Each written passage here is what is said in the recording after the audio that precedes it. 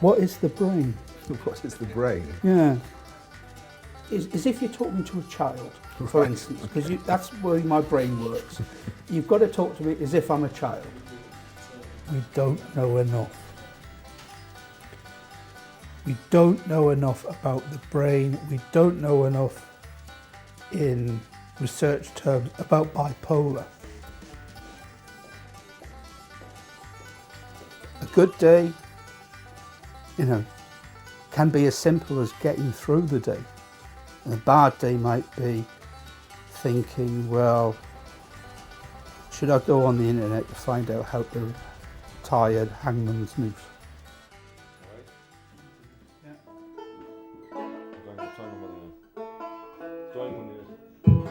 Yeah.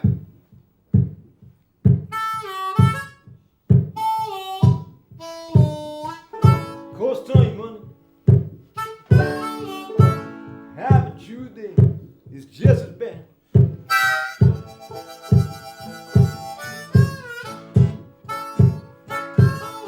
Course time, man. Have a Tuesday. About 3 bad days on the trot. Last night I got very, very ill. When I say ill, I mean suicidally ill. And the wife was fantastic. I took my meds and went to bed, and I woke up this morning feeling not suicidal, but full of anxiety and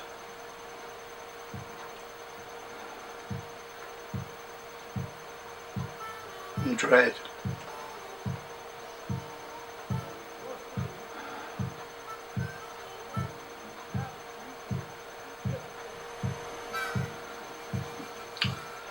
So this is what it's like to have bipolar, and you've been ill for 3 or 4 days on the trot. Last night was a bit hairy, because it was like, fuck it, I've had enough. And that's always the cue for the idea of suicide ideation to kick in. Saturday, I go down.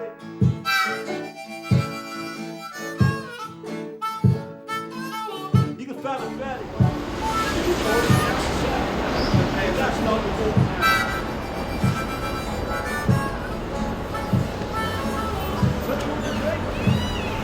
Okay, we'll do that again.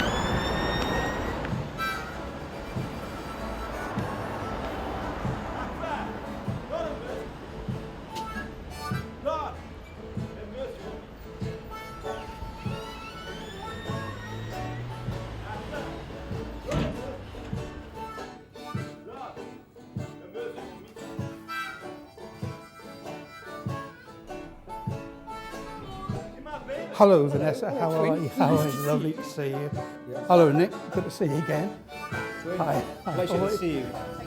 Okay, see you. Bye.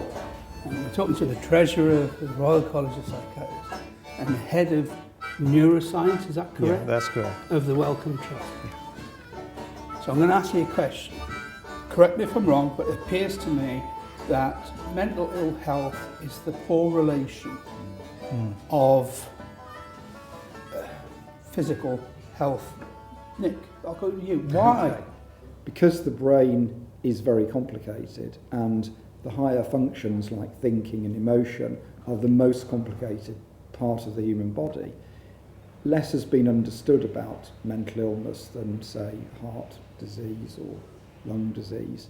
So I think as we improve understanding and we show that mental illness can be understood in the same ways as physical illnesses like cancer and heart disease, I think that will actually largely change things, and I think it'll actually turn it on its head and make psychiatry the most interesting and sought after part of medicine, because it really, there's more opportunity there to do good for people than in any other single branch.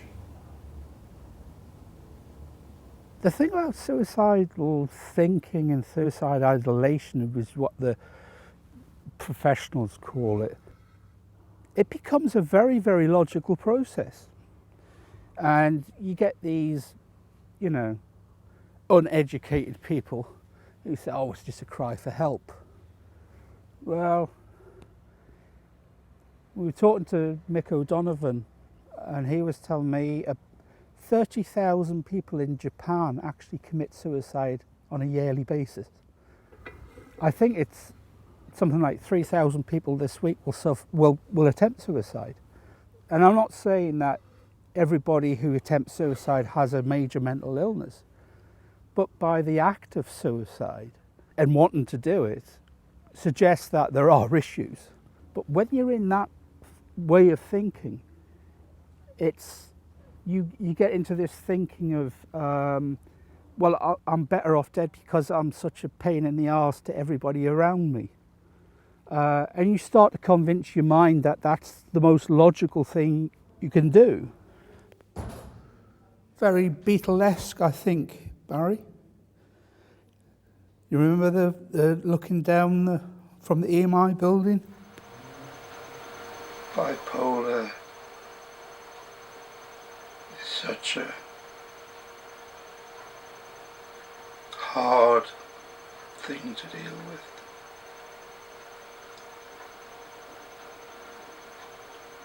I just wish I could cry. Trying to let some of the bile out. It's as if that emotional avenue that tears come through is somehow blocked.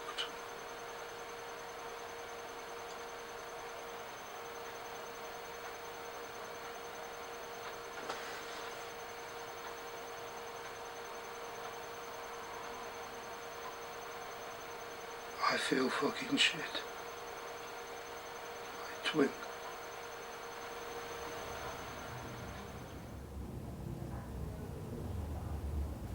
Where do you think we'll be in 10 years from now? Can I go first? Go on. With 20 years. We're lucky we've got treatments that can be helpful, but at the moment it's trial and error. In the future, I can imagine things being much more tailored, so it's not trial and error.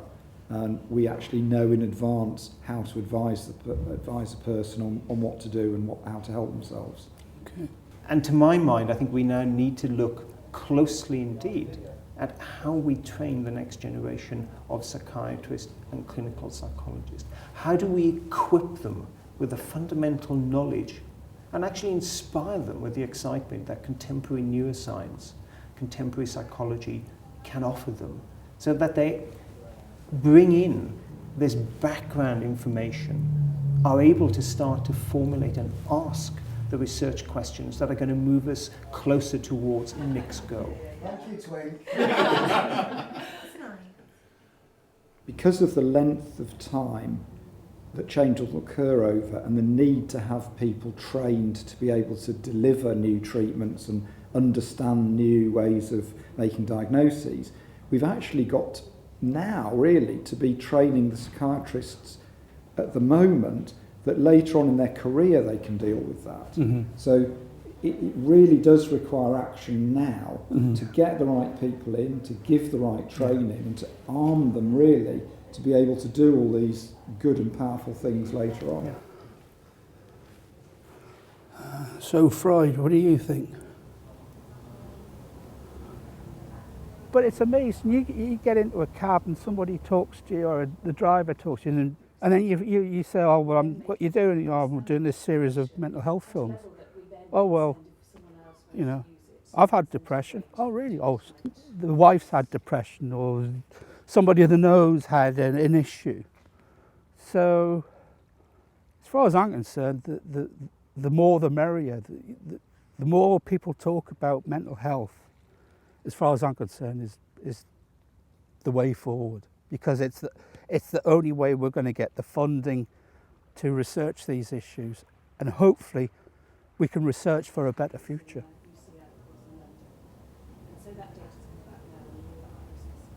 It's encouraging to see that there are professionals such as yourself and John who are trying to make things better. but the length of time to make things better Yeah. Yes. is a big ambition. You know, we're talking Yeah. 10, 20 Yeah. years. You know, to tell people, oh, it'll all be different in 5 years, that's incorrect. Yeah. But if people are not led to understand it's going to be different in 20 years, and we're doing a disservice, because the tools are there, and if we can get funding in the right direction, if we can get the right people doing the research, if we can get people who have experience of illness to engage with the research, then there's no reason why we won't be able to make the difference that's happened in say, cancer over the last 20 or 30 years. And stuff like that. So I have my new toy, right? So that's hopefully going to get your attention. Okay, 1, 2, 3, come on. There really is cause for optimism, but actually it's going to take a lot of really smart people, a lot of effort and energy to get those hard yards, to continue to move our knowledge base forward, and then to take, if you like, the real leap, which is to say, well, how now do we apply this knowledge in a way that's going to be clinically relevant and useful? And being very stressed and feeling very, very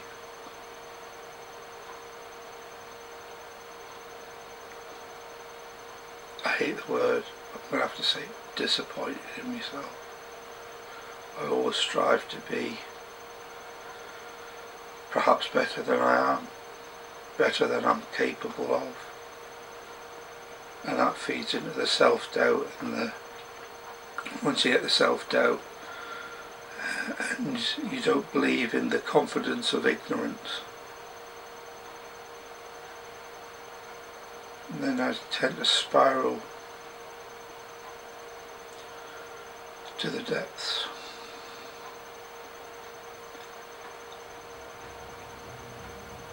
I can't do anymore. It's not an easy task, but we'll get there. Psychiatry saves lives. As much as heart surgeons save lives. No. I think we need to tell people that there's hope, because when you're on the thick end of a real bad episode, that's what you're looking for, an excuse to live.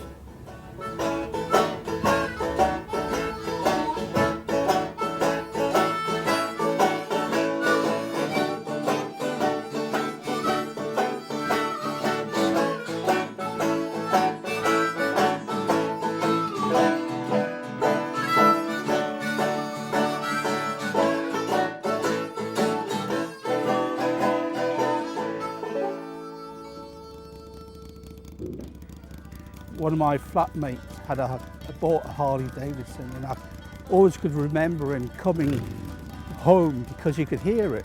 So that's the reason why I've got a Harley Davidson, because of the sound. I love the sound of a Harley roaring. How big a problem will Alzheimer's become in the next few decades? So you're looking at 450,000 with Alzheimer's disease at the moment. So we could fill this stadium 6 times Yes. and there still wouldn't be enough room.